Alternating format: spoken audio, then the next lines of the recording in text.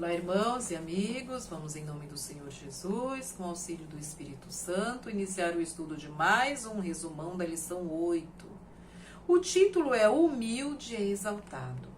Primeiro tópico, realeza devorada pela inveja. Pergunta A, explique os resultados da negligência do rei Saul a seus deveres de liderança e as profundezas do mal em que ele mergulhou.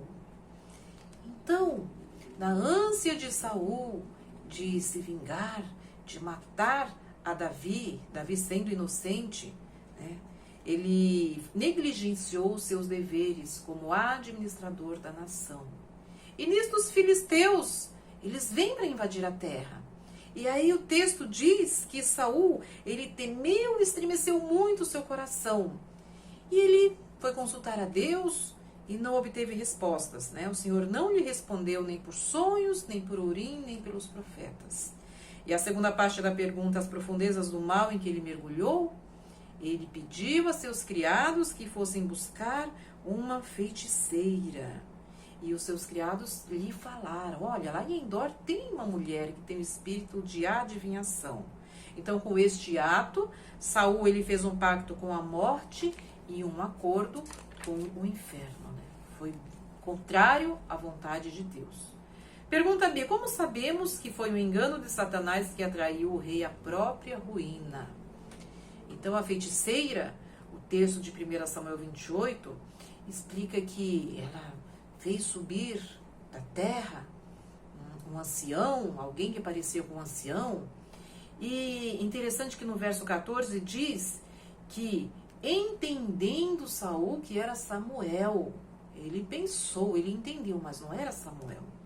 Agora, como sabemos, olha o que diz as Escrituras em Jó 7, verso 9.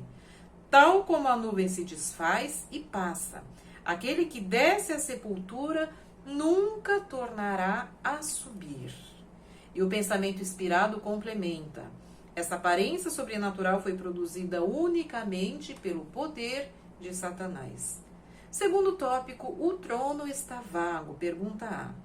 O que finalmente matou o rei Saul?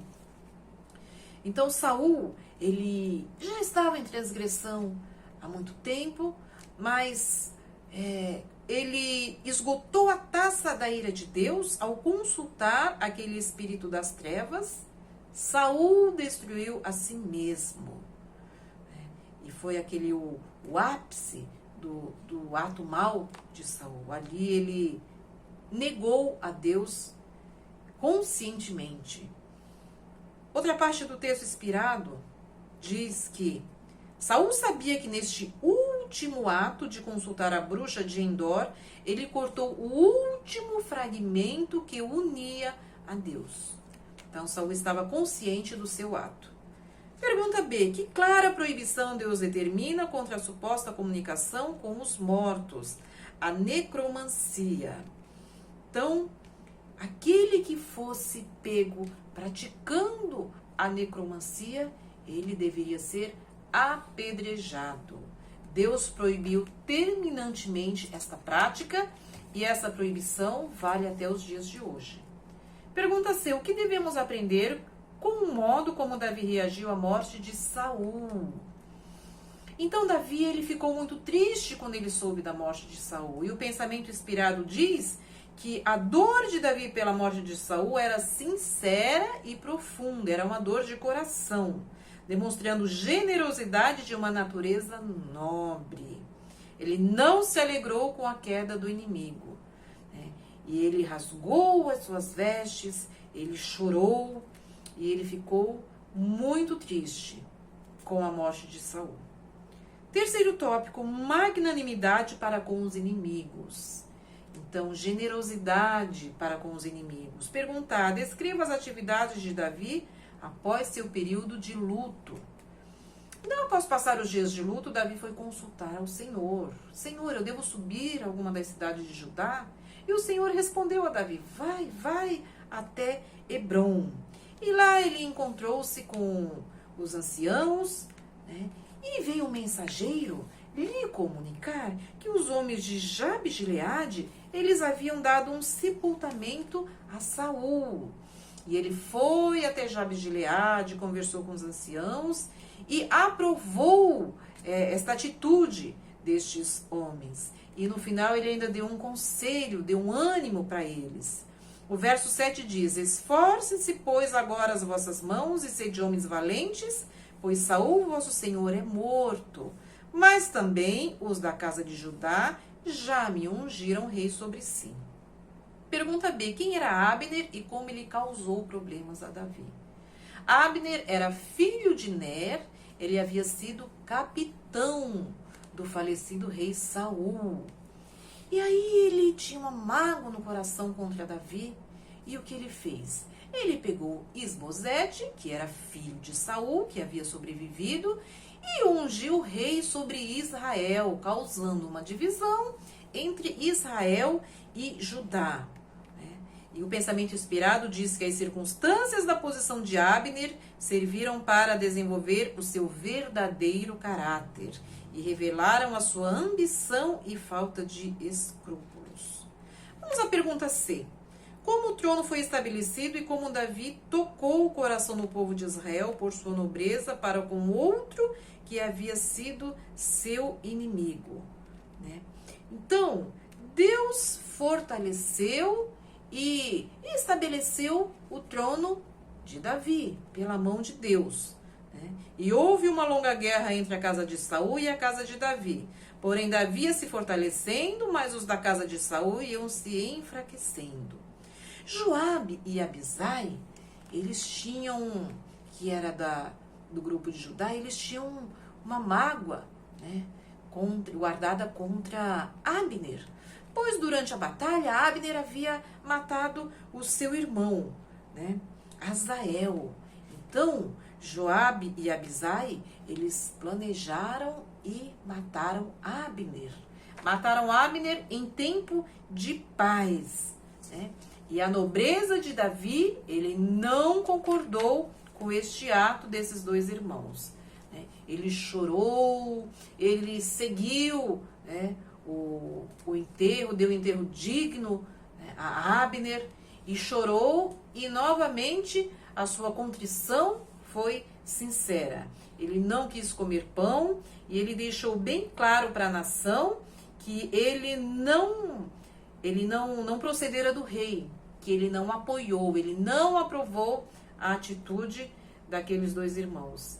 E o pensamento inspirado diz que a magnanimidade de Davi para com alguém que tinha sido um amargo inimigo conquistou a confiança e admiração de todo Israel. Pergunta D. Como Davi reagiu aos atos de alguns que queriam ganhar o seu favor matando Isbosete, filho de Saul, e seu provável rival? Então os dois irmãos, Recabe e Baaná, filhos de Rimom, eles entraram na casa de Isbosete e ele estava dormindo, era meio-dia, né?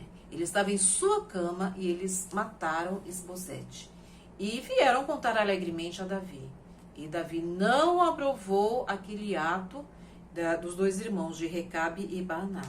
Então Davi mandou matá-los em reprovação àquele ato covarde deles. E todo o povo soube, né? Davi, com esse ato, ele não desejou a ajuda da traição para estabelecer o seu poder. Quarto tópico, lições aprendidas. Perguntar como Davi, através de seu caráter que havia desenvolvido, recebeu o apoio de todo Israel. Então, em 2 Samuel 5, diz que todo o povo, todas as tribos de Israel vieram conversar com o rei, vieram os anciãos, vieram conversar com Davi. E ali, os da tribo de Israel e os da tribo de Judá, eles fizeram uma aliança. Então, novamente, Judá e Israel se uniram e eles apoiaram, os anciãos, os príncipes de Israel, apoiaram o reinado de Davi.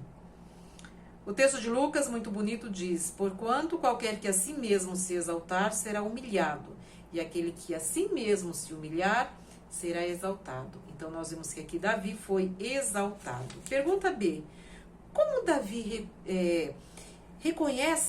planejava reconhecer a supremacia de Deus? Então, Davi tinha um propósito no seu coração. Ele mandou buscar a arca para trazer a Jerusalém. Né? E a pergunta C diz: o que aconteceu com Uzá e por quê? Uzá e Aiô eram 2 irmãos, filhos de Abinadab. E a arca estava há muitos anos, desde que os filisteus devolveram a arca, estava na casa de Abinadab. E Uzá, eles não tinham autorização divina para tocar na arca. Em dado momento, os bois tropeçaram e Uzá, na sua presunção, ele foi segurar a arca. E aí ele foi morto, né, por Deus, foi fulminado. Mas Uzá, ele tinha conhecimento das orientações de Deus, das instruções. Ele sabia que não podia tocar na arca. O texto inspirado diz que a transgressão da lei de Deus havia diminuído o seu senso de reverência de Uzá. E com pecados não confessados, ele havia presumido tocar no símbolo da presença de Deus. E aí ele foi morto. Quinto e último tópico, evitando a presunção. Podemos definir presunção neste contexto como julgamento baseado em indícios, aparências. Pergunta A: que advertência devemos extrair da ousada e orgulhosa tendência humana a várias formas de presunção? O texto de Atos diz que Deus não leva em conta o tempo da ignorância. Em Tiago diz: aquele, pois, que sabe fazer o bem e não faz, comete pecado. Então Deus julga a pessoa de acordo com a luz que a pessoa tem.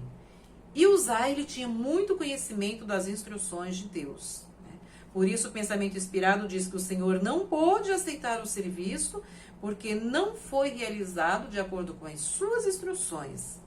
Né? Havia declarações explícitas, muito claras, sobre o procedimento do transporte da arca, de quem poderia tocar na arca, de quem não poderia. E Uzá tinha pleno conhecimento disso. E outra parte do texto inspirado diz que não basta ter boas intenções, não basta fazer o que um homem pensa. Nós devemos procurar na Bíblia, nas Escrituras, qual é a vontade de Deus. Deus administra a sua própria obra e ai do homem que tocar com a mão na arca de Deus. Que o Espírito Santo de Deus possa estar com todos. Bons estudos da lição. Amém.